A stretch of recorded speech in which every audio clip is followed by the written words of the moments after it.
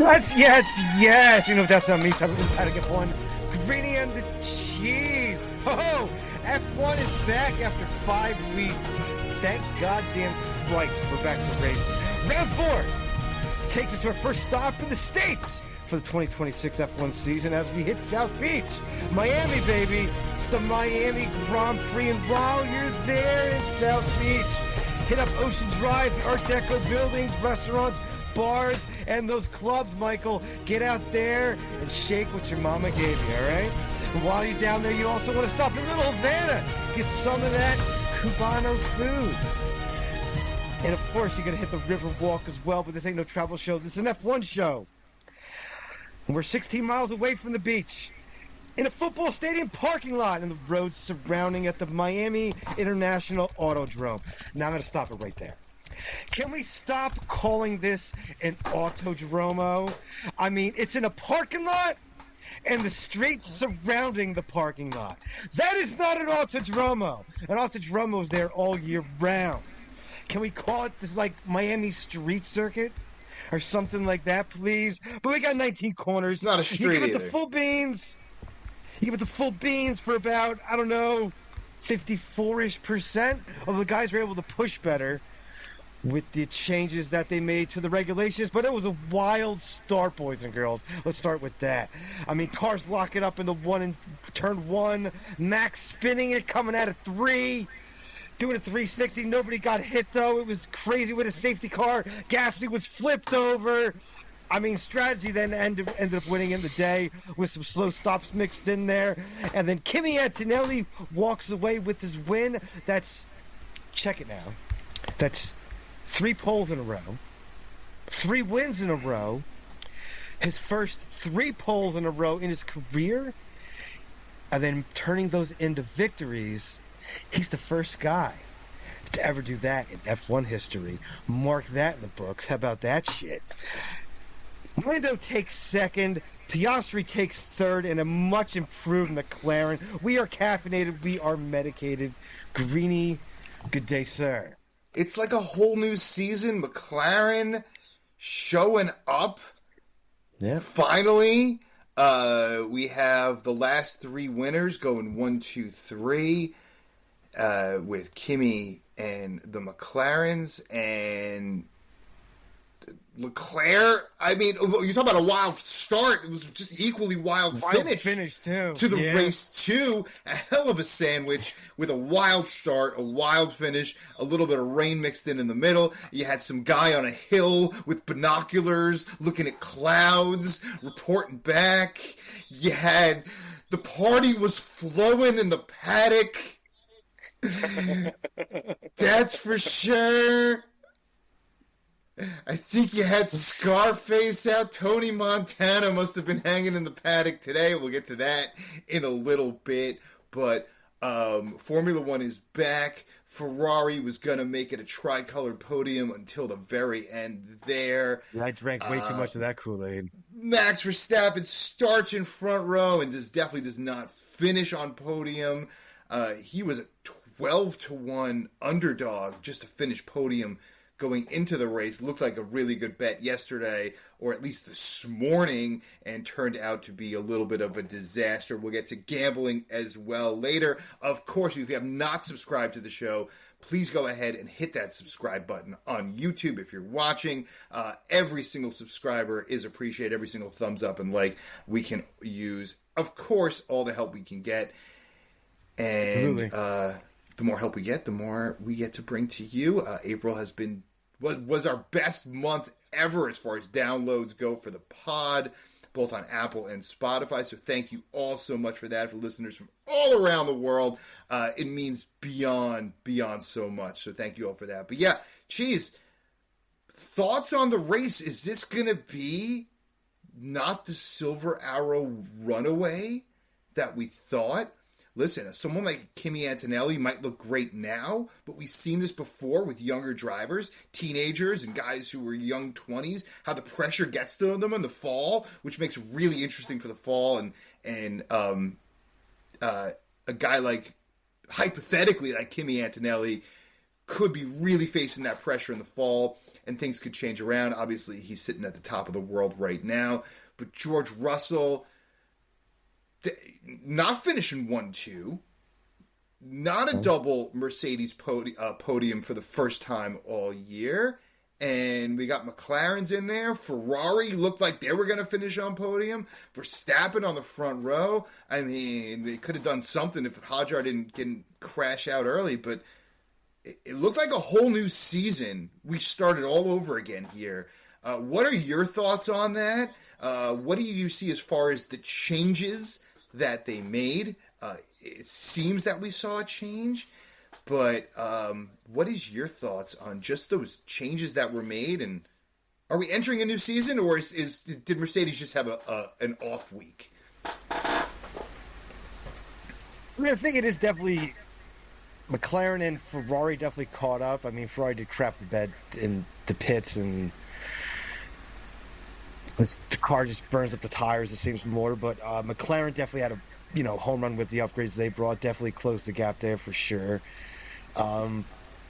Mercedes brings upgrade next race out in Montreal, so we'll see what happens with that on the stopwatch, because sometimes upgrades don't actually pay out, so we'll see how that goes. But I mean, Kimi Antonelli's just on it right now. I mean, the strategy definitely helped them out.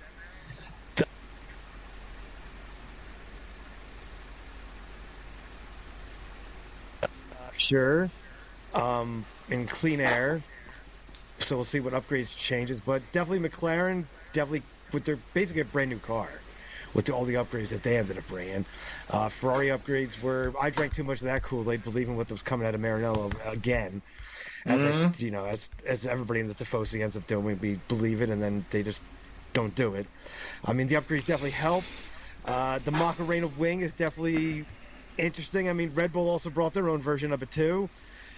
Getting to Red Bull, the car is definitely definitely improved. I mean, Max seemed very much happier person with the way the car handled, for sure.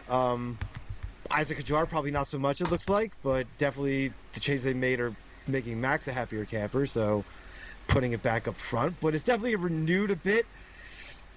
Can it still be a Merc runaway? Sure. I mean, this is kind of one of the tracks that George Russell also struggles at. That's kind of a thing that even the team knows about. So it's a couple of those outlier tracks that he struggles at every single year. So Miami's one of them. So take what you will out of that, but he still ended up finishing P4.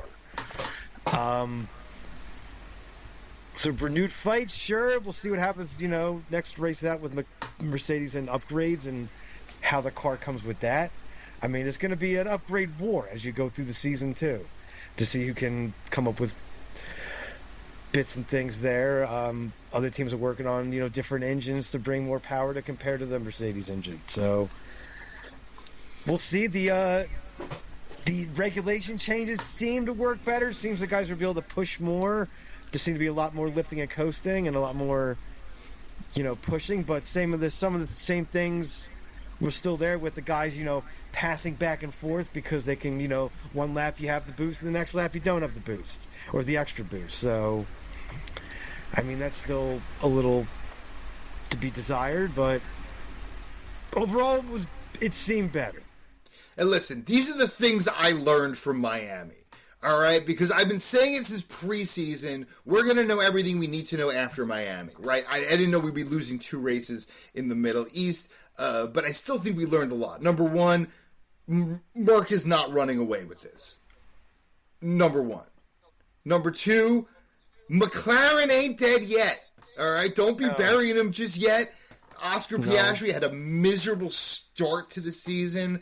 Oscar specifically at his home race in Australia, just, as we say, shit in the bed completely in his home track again. But between the sprint race and this, I'm putting some points back on the board. Ferrari is not as good as you thought they would be, and Lewis Hamilton is not maybe what you thought he might come out with. He had a damaged car. That lost like 15 to 20 points of downforce. So, Truth. I mean, we weren't going to be expecting a lot of things to come out of that. Still finished 7th. So, and the mid pack is completely up for grabs. Yeah. Completely up for grabs. And I'm going to put Red Bull in the mid-pack as well. Because we had, a fifth-place finish for a fifth and a DNF. So that's not great. Racing Bulls, you had a 14th and a DNF. So that's not great. So you really had the Bulls were looking mighty not too long ago, and I mean Max is able to pull out. But Max is a beast in Miami, and he's a beast in the U.S. overall. He always comes through. He loves the U.S. Max is a beast everywhere. It's Max freaking Verstappen. So he really showed. He showed this weekend, and he still can make it something. So starting off the front row, they have a good power plant. And the car is still overweight, too. Remember that. They bought a ton of upgrades. I mean, their Macarena wing version, that gap, I don't know how that gap is not illegal. Because that thing opens up, and it is like Jaws' mouth or something. It is, like, ridiculously huge. Like, the shark. The shark. Like, it's coming down the track. I was like, holy crap. That thing opens up ridiculous. Yeah. I don't know how that is. I don't know how that is within, the regulation limit. Because I don't know why anybody else isn't doing that than do. Because that thing is like Jaws opening its mouth. I think it's freaking huge. So, but it's it's good to see and the car's still overweight. Take that too. The car is still like 8 kilograms overweight, which is a lot of weight. That's probably at least a half a second, if not more. So, I mean, we'll see what happens. But Merck's not running away with it. But did they still want another Grand Prix? They made the better strategy call. It's a 3-horse. They made the better strategy call with the doing the undercut, which paid off. McLaren's definitely going to kick themselves in the ass. I mean, Lando said we should have pit first and went about it. I mean, that was also an awesome outlap by Kimi Antonelli too. Let's not throw that out either. Yeah. That was one hell of an outlap. But Merck makes the good strategy call, and they got a quick goddamn car when it's out in the clean air. And they didn't bring upgrades. Everybody else, basically, McLaren and Ferrari almost had brand new cars. Mm-hmm. I mean, they were close, and they were there in quality, but race pace was not there for Ferrari today. That's for goddamn sure. I mean, McLaren's race pace was definitely there. I mean, once they got, once Lando got behind Antonelli, that was about it, and the car, on clean air ran away a bit from it. But McLaren's definitely has a quick car. Since they did that, got their new wind tunnel a few years ago, and they have been hitting on every upgrade that they bring. Yeah, well, they showed it again, and they've been showing it for the last couple of years. Final thoughts on the race before we head into the Quizmaster's cockpit, sir. I mean, we'll see how things go, but it definitely looks like, Vegas knows, man, and Vegas is the Mercs at the top 2 to win that thing, so win the driver's title and take the constructor. So yeah, still everyone's on the plus line still. Sometimes you still have to listen to Vegas.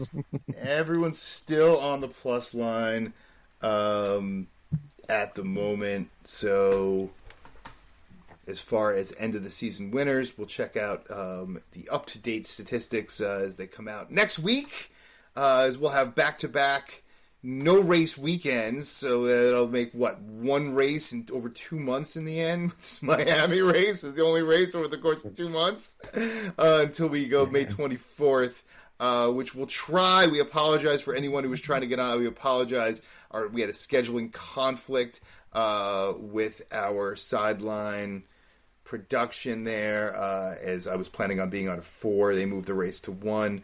Race was just supposed to be getting underway now, and it is long over.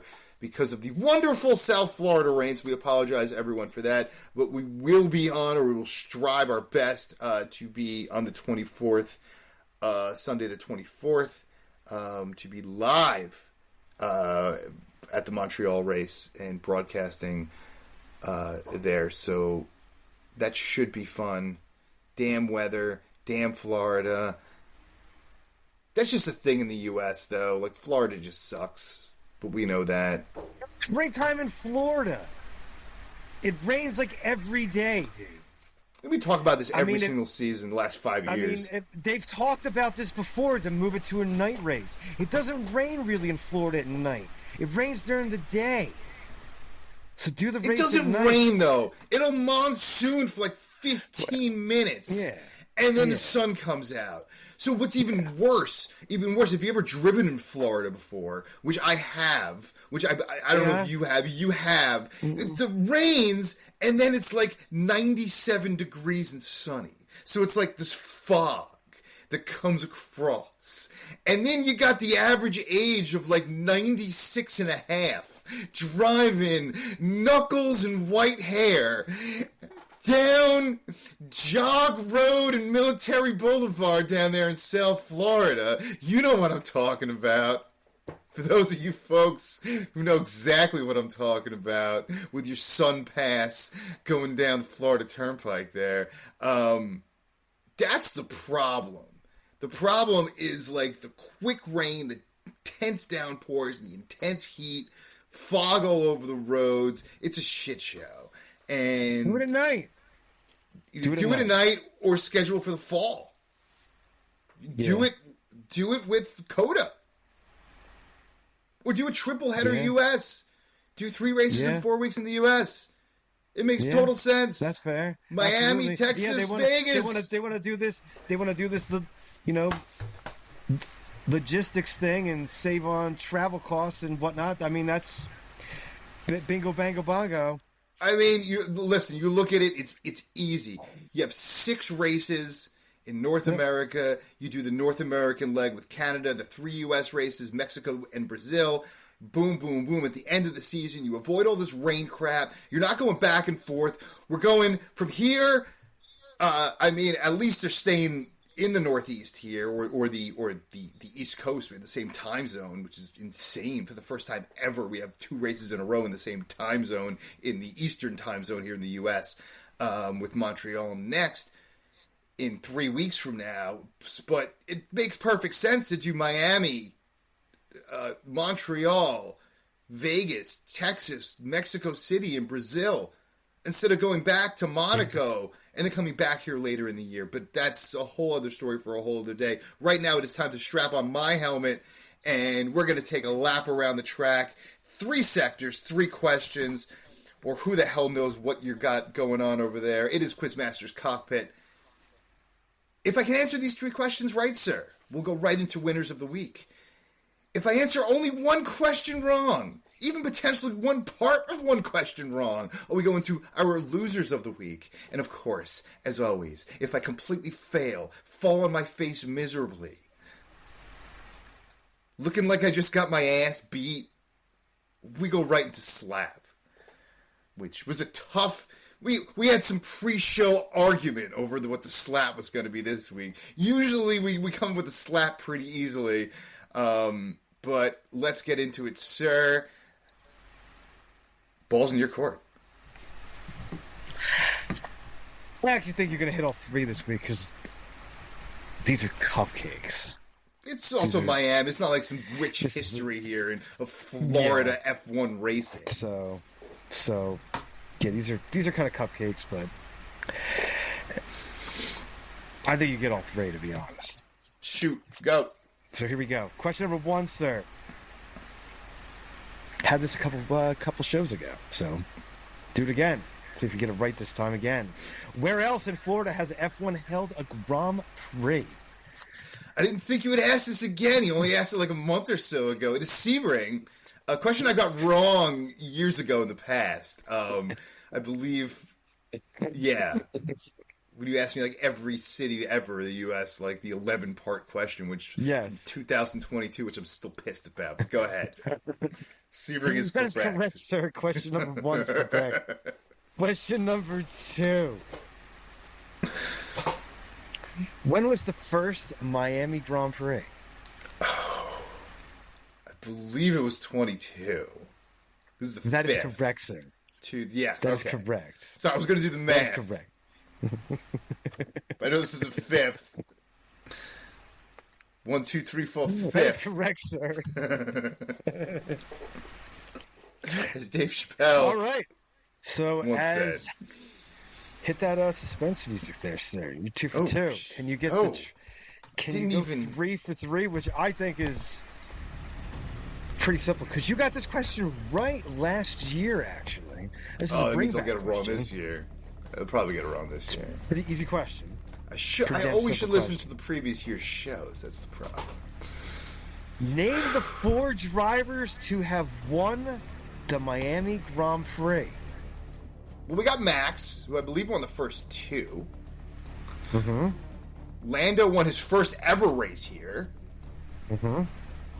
Kimi. Mm-hmm. That's 3. Is it- One Is more. it Oscar? Is it Oscar? That is correct, sir. Yes! Yes! What a little Victory. cupcake this week for you. Little bit of a You know, cupcake. after the special episode of the Quizmaster's Cockpit episode, which you absolutely bombed. Yeah, it's a little embarrassing. Thank you all for listening. We got a Bomb that one. ton of downloads on that. Embarrassment. Of course, like one of our most downloaded episodes ever is me slapping myself in the face for 20 minutes. But, you know. So what a little cupcake is. But you got them all. That is hot lat. A slight redemption. So we'll take it in the winners. I'm going to give it to the FIA. You know, we usually trash it. I'm going to give it to the FIA for making the right decision and moving the race up. Didn't even get just a race that they got the whole race in. They got a full dry race by bringing it up when the weather report said it's going to probably be an absolute monsoon down there at about 4:30, 5 o'clock. In thunderstorms, so they wouldn't be able to get the Grand Prix in, so they made the right call for a change. Bold move. Bold. Moved the race up 3 hours and freaking paid off big time. So got to give it up to him for that. After that, you know, a couple years ago when they screwed the pooch not doing that in Spa, which they absolutely should have, as we can all recall that one. But we'll give it to him there, and we're going to give it to Franco Colapinto. Tied his second best finish in Formula One with an 8th place in the Alpine. The well-improved Alpine with the Mercedes power plant. Car looks gazillion times better, getting both cars in the Q3 this weekend as well than Alpine. So give it up, and Franco finishing up there in the top 8th place. How about it? Those will be my winners.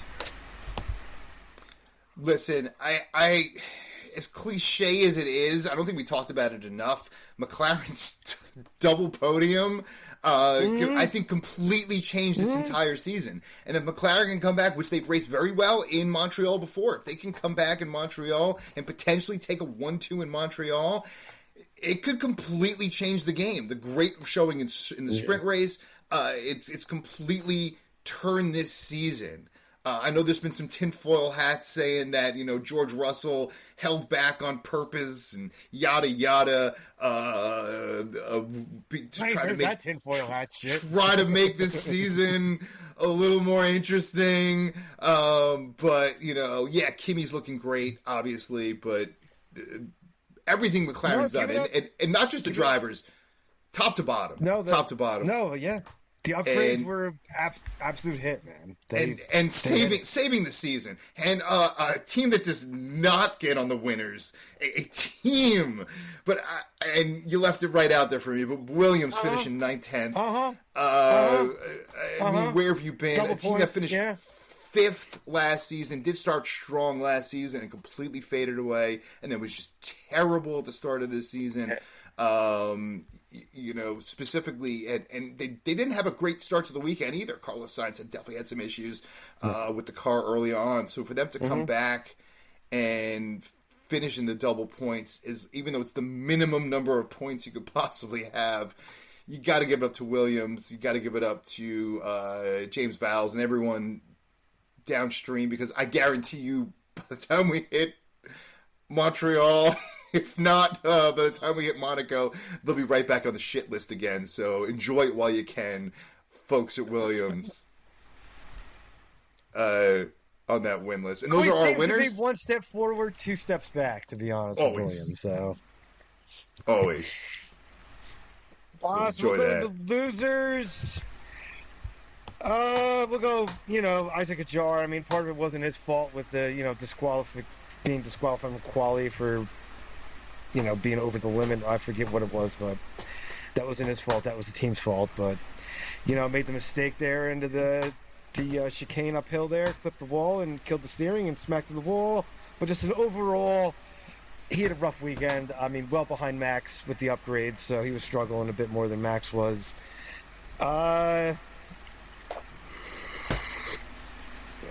I'll give it to Audi. Yep. All around rough weekend. I mean, the power plant issues, Hulkenberg's blowing the engine there, and was it sprint quali, and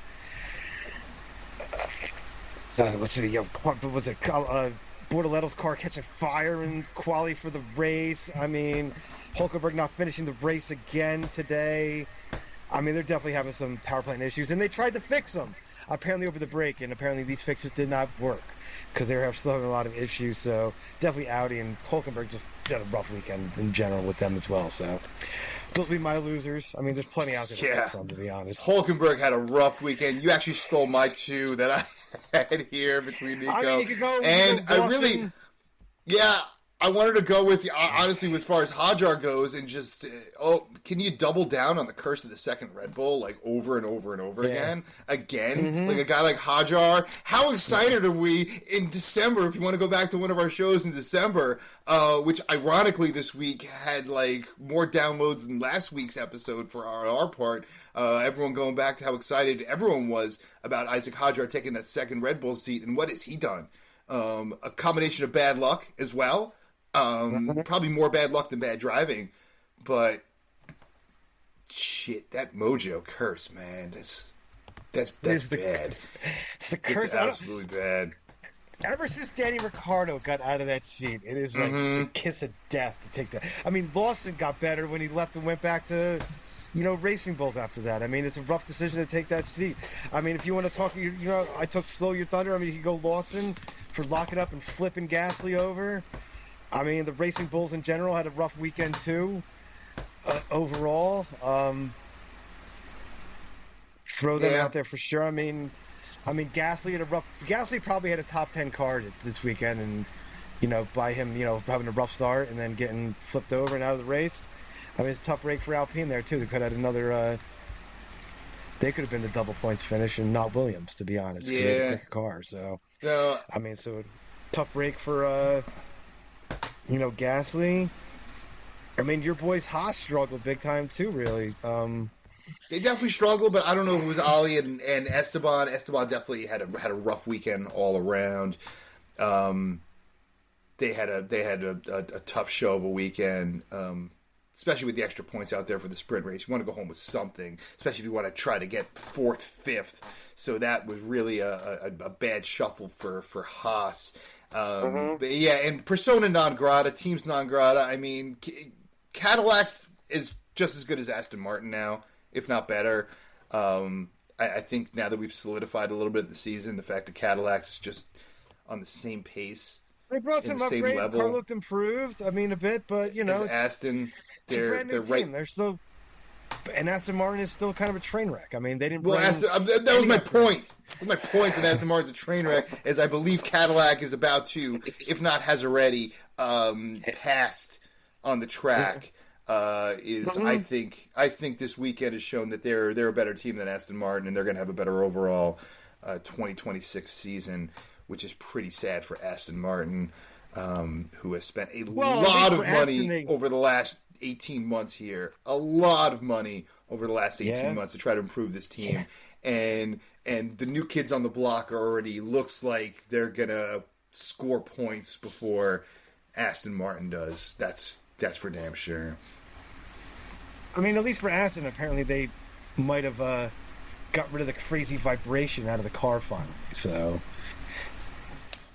congratulations, you don't completely suck. The car is still absolute trash, though. So, I mean, that'll bring us to the last bit of this segment. I need to slap my goddamn tip for that. Oh, it's I'm the giving it slap to you, of the man. week. This was a tough one. We had a lot of argument pre-show about this because I think everyone pretty much did a good enough job to avoid a slap. But let me tell you, I know the start time was moved up, and I know the celebrities were in the paddock. But Jimmy Fallon, how much cocaine are you going to do before noon? I mean, the guy was out of control. When you make Martin Brundle take a step back, and it's hard to shake Martin Brundle, because that guy's a lunatic in his own. But when you start literally eating his microphone, he was out of control. I don't think he was being funny. I think he was just coked out of his mind. Let me shake your dealer's hand, because you're getting the good shit down in Miami. Where was Tony Montana hanging out at? Say hello to my little friend. Listen, you got to do what you got to do, right? I'm not getting on you about that, but you got to control yourself a little bit down in that paddock, Jimmy. Like, save it for after. It's Caffeinated, we are medicated. Let's effing go. it Live wasn't up, even baby. it wasn't even tea time yet. Let it go. Let loose. Have a good time. You're Yes, on the grid in an F1 race. Light it up, man. Light it up. Get down. Get the boogie down. Speaking of which, Oh, yes! You know what that sound means? Kind of the best damn sound of the week. So take that fantasy ride to the fantasy island of Great Toby. Where the beer flows like wine, the wine flows like beer, and that cannabis, oh yes, boys and girls, that cannabis grows as far as the eyes can see. Look at it out there, green and luscious. Take a little whiff. Woo! And that air smells. Yes. Take a little walk to the top of the hill. See the top. Tickets in hand. Are we cashing in or are we? Check it out. Was kind of a rough weekend again. you lost, but you didn't lose as much. You hedged your bets a little bit because you did have Kimi Antonelli winning, but you threw it all down on winners because they were all on the plus line, so you can only win so much here, Cheese. Of course, the favorite won, but still, Kimi Antonelli, even though he was the favorite, was still on the plus line, which we don't get that treat very often as far as all drivers being on the plus line. So you went for it, but you did end up losing 130 Greeny bucks. You had Max and Leclerc in there in the trifecta, as I did as well. So we took a big hit on that. I had 100 Greeny bucks on Max Verstappen winning it. That was smart. Last time I bet on Red Bull this season, although I said that, I think in Japan, and that worked out really well for me. And the trifecta. Oh, I had the Haas double top 10 finish, plus 1,000. That was juicy. I mean, 11th and 13th wasn't that bad, but, if Williams crapped the bed a little more, there was a possibility there. And, Franco Colapinto and ifs and buts for candy and nuts. It'd be a Merry Christmas for us all. And that it was not. So I took a 300 Greeny buck hit. Jeez, I am under the 4,000 Greeny buck mark already at 3,855. You're not doing super hot yourself, but you're well ahead of me at 4,790 Greeny bucks over. Oh my gosh, are you over 900 Greeny buck lead already? You have opened the floodgates. And after my victory last year, it looks like a big early lead for you. It's going to be a lot of work to come back. It's still very early, but it's going to be a lot of work. I don't know if I'm going to have any money left at the end of this season. I might be out in the street with a sign by the end of July here. So hopefully I can make it to the fall season with any Greeny bucks left. So that is our Greeny Bucks update, of course. You might have to hit a Greentopia National Bank for a loan, maybe, or something. I'm about to go out there with a shotgun. Speaking of which, now it is time for the most informative part and the up-to-date news segment of the week. And it is, of course, In the news. Only really got two for you. We covered most of it pretty much during the program here, but since the Dutch Grand Prix is leaving after this season, we needed somewhere to go to replace it. And Formula One has chose Turkey. So we are going back to the Istanbul circuit starting next year in 2027. Mm-hmm. So that triple left-hand corner is back on the calendar. I'm going to smile a bit because I'm happy about it. Because I've missed that is a great track, to be dead honest. That is a good track for Formula One race cars. Goodbye, Zandvoort, once again. Goodbye, Zandvoort, once again. And then we're going to end the program on some sad news, actually. After the passing of Alex Zanardi at the age of 59. Mm-hmm. Of course, to older F1 fans will remember, Alex Zanardi was in Formula One, raced for Jordan, Lotus, and I think Minardi as well. But definitely Jordan and Lotus. He's also a two-time IndyCar champion here in the States with Chip Ganassi Racing. And then after a life-changing car accident, he became a four-time Paralympic gold medalist in cycling. Mm-hmm. And also in the World Championships, he pretty much dominated that crap, too, winning a bunch of, 19 other events as well. So he dominated that until he was 52 years old. He dominated Paralympic cycling until he was 52. He won his last. He passed away, unfortunately, yesterday or the day before at the age of 59. And 2019 is the last time he did win the Paralympic cycling gold, which is unbelievable. 2001 was the year of the accident.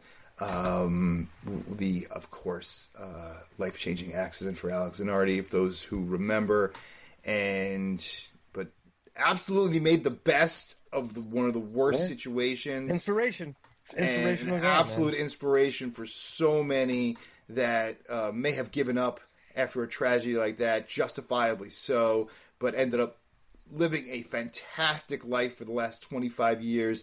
And listen, shouts out and the best to him, comfort and blessings and all that, and thoughts and prayers to him and his family. But yeah, it really shows how you can make the most out of some of the worst possible situations. So rest in peace, Alex Zanardi. All right, sir. Which leads us, of course, to where are we going next? Well, we got a little, mini-ish break again, kind of, since we're, not racing for 3 weeks till we get up to Canada there at the end of May. So we'll see you guys in 3 weeks, but we'll definitely have some in the news specials and things coming up here in the coming weeks as well that keep us all entertained. Oh, yes. We will not miss a weekend. Please, definitely, thanks again for tuning in, listening, helping us out here at the show, and we keep growing. It's all thanks to you guys, so appreciate it. That, absolutely. And, again, we will not miss a weekend. We will not miss an episode, definitely in the weeks coming up here as we head towards Monaco in only a month's time. So we got a packed month heading into both Canada and Monaco. So stick with us. Say what you got to say, brother. As always, we'll see you guys next week for In the News special. And as always, stay medicated, my friends. Peace.